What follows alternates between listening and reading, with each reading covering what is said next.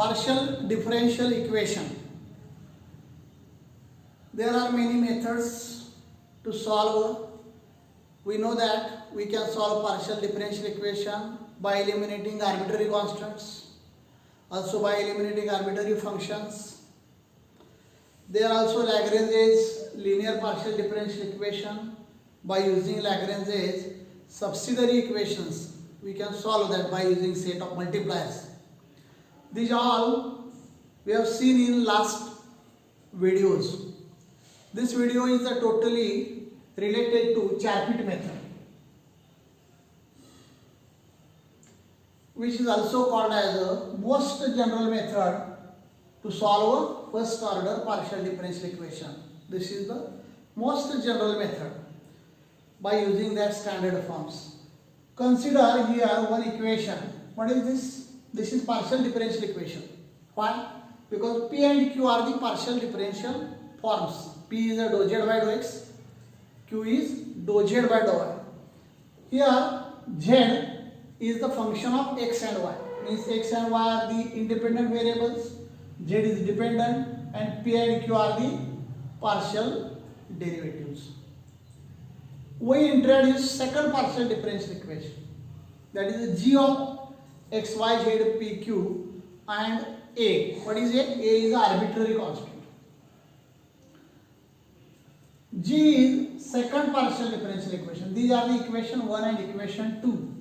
When we solve such a type of equations, where in one equation there are x, y, z, p, q, and in another equation g of x, y, z, p, q and a, then p, that is the dou z by dou x, is the function of p of x, y, z, a, as well as q is the q of x, y, z, a. Let us consider that equation number is 3. Now dz, z is the function of x and y.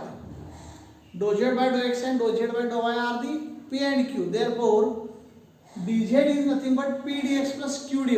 P means p of x, y, z, a, and q means q of x, y, z, a dy. This is one another equation. When we solve equation 4, then what will happen? Then we get another function, that is the solutions, the integral f of x, y, z, a, b is equal to 0. Here x, y, z is the dependent variable on x and y, and a and b are the arbitrary constants. Now what we want to do here, this calculation is some like complicated, but it is not complicated, it is simple. It seems to be complicated. आपल्याला हे जे complications वाटतात, एवढं मोठं derivation वगैरे, पण इतकं ते अवघड नाही आहे. थोडंसं काळजीपूर्वक बघितलं तर तुम्हाला या ठिकाणी सिमिलर मेकॅनिझम पाहायला मिळेल, सिमिलर स्ट्रक्चर पाहायला मिळेल. म्हणून कमीत कमी वेळेमध्ये आपल्याला हे समजावं म्हणून हे ब्लॅकबोर्डवर प्रेझेंटेशन केलेलं आहे. तर आपण हे बघणार आहोत कशा प्रकारे या दोघांचं डिफरेन्शिएशन होत आहे. पहिल्यांदा डिफरेन्शिएशन अर्थात पार्शियली आहे, हे डिफरेन्शिएशन पार्शियली आहे. विथ रिस्पेक्ट टू एक्स करायचं आहे पहिल्यांदा, विथ रिस्पेक्ट एक्स. कुणाकुणाचं? एफ आणि जीचं. विथ रिस्पेक्ट टू एक्स म्हटल्यानंतर इथं काय होईल? डो एफ बाय डो x. Y is constant, therefore dou f by dou y is 0 for this with respect to x because partial derivative. Only we write dou f by dou x. Then derivative of y is 0, dou z by dou x. Means dou f by dou z into dou z by dou x because z is the function of x. Hence dou f by dou z into dou z by dou x plus dou f by dou p. Dou f by dou p again dou p by dou x. Dou f by dou q by dou x. Very simple. Only here y is constant, therefore its derivative is 0. बाकीच्यांचं derivative तिथं लिहिलेलं आहे, कारण डो F bye डो x plus डो F bye doh Z, पण Z परत आणि एक्सचा फंक्शन आहे म्हणून इथं पी परत एक्सचं फंक्शन आहे, परत एक क्यू एक्सचं फंक्शन आहे, म्हणून आपण हे अशा प्रकारे लिहिलेलं आहे. आता इथं डो झेड बाय डो एक्सचा अर्थ माहिती आहे. काय असतो डो झेड बाय डो एक्सचा अर्थ स्मॉल पी. त्यामुळे फक्त तेवढाच बदल केलेला आहे आणि हे इक्वेशन लिहिलेलं आहे तसं इक्वेशन आहे. Okay, this equation is equation number 6. Here differentiating 1 and 2 with respect x. 1 with respect x जेव्हा करू आपण तेव्हा हे इक्वेशन आहे. आता जे इक्वेशन 2 आहे ते जेव्हा आपण विथ रिस्पेक्ट करू तेव्हा आपल्याला हे मिळेल. कसं काय? तर डो जी बाय डो x plus doh g by डो y 0, doh g by doh z into doh z by डो x plus doh g by doh p by डो x, doh g by doh q by डो x, आणि हे is constant. Therefore derivative constant is 0. Therefore we write here only dou z by dou x as a p. बाकीचं सगळं आहे तसंच लिहिलं आहे. बाकी काय बदल केलेला नाही. म्हणजे हे differentiating with respect to this function g with respect x. तर हे एक आपल्याला इक्वेशन आहे. या इक्वेशनचा नंबर काय आहे? 7. या इक्वेशनचा नंबर 7. तर 6 and 7 हे कशावरून आले? when we differentiate 1 and 2 with respect to x, differentiating partially with respect to x, तर आपल्याला हे दोन इक्वेशन्स मिळतात. अगदी सिमिलरली म्हटलं येतं differentiating 1 and 2 partially of course with respect to y, तेव्हा काय होईल? फक्त x च्या ठिकाणी y असं होईल. बाकीचं काय होणार नाही. x च्या ठिकाणी y, डो झेड बाय डो वाय होईल म्हणजे क्यू. म्हणून इथं बदल काय होईल बघा. इथे x च्या ठिकाणी y, इथं आहे तसं हे डो पी म्हणजे काय होईल? इथं क्यू होईल. परत हे आहे तसंच, परत इथं y, इथं क्यू, इथंही परत y. म्हणजे बदल काय केला आपण? In place of x we write y. Therefore this is one another equation which is also important, equation number 8. Okay, then similarly when we differentiate with respect to y, equation 2, g ला जेव्हा करतो तेव्हा f च्या ठिकाणी g होईल फक्त. बाकी काय बदल होणार नाही. In place of f we write g. therefore f च्या ठिकाणी g होते बा. म्हणून इथं काय होईल? डो जी बाय डो y, डो जी बाय डो z, कारण डो जी बाय डो x काय असणार आहे? 0 असणार. विथ रिस्पेक्ट टू y चालले ना आपले. त्यामुळे डो जी बाय डो y, doh g by doh z, doh z by डो एक्स म्हणजे क्यू, परत doh g by doh p, doh g by doh q. Ready? These two equations mean 6, 7, 8 and 9 ही इक्वेशन्स यातली महत्त्वाची. याच्यावर थोडी कॅल्क्युलेशन्स करायची आहेत आणि आपल्याला चारपीटचे एक ऑक्झिलरी इक्वेशन तयार करायचं आहे. हेच या चारपीट मेथडचं उद्देश आहे. याचं काय करायचं? एक ऑक्झिलरी फॉर्म करायचा आहे. तो सोडवला की आपलं सोल्युशन मिळतं. तर आपण इथं परत एकदा बघूया आपण काय केलेलं आहे. 1, this is partial differential equation f of x y z p q, and we introduce another partial differential equation of first order, that is g x y z p q and a. A is one arbitrary constant, and here we solve it. P and q we can write as like this, dz also, and solving this we get the solution, we get the integral. This is the integral. तर हे असं integral आपल्याला मिळालं पाहिजे. तर differentiate 1 and 2 with respect x first, and then differentiate 1 and 2 with respect to y. अशा पद्धतीने आपण इथं काय केलेले आहेत? एक्सप्रेशन्स लिहिलेली आहेत. आता इथं जरा काळजीपूर्वक पहा. What is this? तर टू इलिमिनेट डो पी बाय डो एक्स कुठून? From 6 and 7. 6 आणि 7 मध्ये डो पी बाय डो एक्स इथे दिसतोय बघ. डो पी बाय डो एक्स, डो पी बाय डो एक्स हा आपल्याला इलिमिनेट करायचा आहे. आपण एक सामायिक समीकरणामध्ये जेव्हा इलिमिनेट करायचं असतं तेव्हा त्याच्या कोएफिशियंटला आपण काही मल्टिप्लाय करत असतो आणि सबट्रॅक्शन करतो. अगदी तशीच प्रोसिजर इथं करायची. ही टर्मच आपल्याला कॅन्सल करायची. ही टर्म मग ही टर्म कॅन्सल करताना डो पी बाय डो एक्स इलिमिनेट करायचं आहे. म्हणजे काय? याचा जो कोएफिशियंट आहे डो एफ बाय डो पी याला मल्टिप्लाय करायचं. आणि याचा जो कोएफिशियंट आहे डो पी बाय डो एक्सचा डो जी बाय डो पी याने याला मल्टिप्लाय करायचं. म्हणजे काय होईल, ही टर्म आणि ही टर्म सारखी येईल. ही टर्म काय होईल, डो ए bye doh p, doh g by doh P आणि डो पी बाय डो एक्स. तसे ही सुद्धा तशीच, डो ए bye doh p, doh g by doh p, doh p by डो एक्स. आणि अशा या दोन टर्म जेव्हा सबट्रॅक्शन करू आपण तेव्हा या कॅन्सल होतील, तेव्हा दोन कॅन्सल होतील. अर्थात याला जेव्हा आपण डो ए बाय डो पीला डो जी बाय डो पीने मल्टिप्लाय करतो तेव्हा यालाही होणार doh g by doh p, here also doh g by doh p, here also doh g by doh P. तसं इथंही डो एफ बाय डो पी इथं असणार, इथं डो एफ बाय डो पी, इथं डो एफ बाय डो पी. फक्त या दोनच टर्म्स कॅन्सल होणार आहे.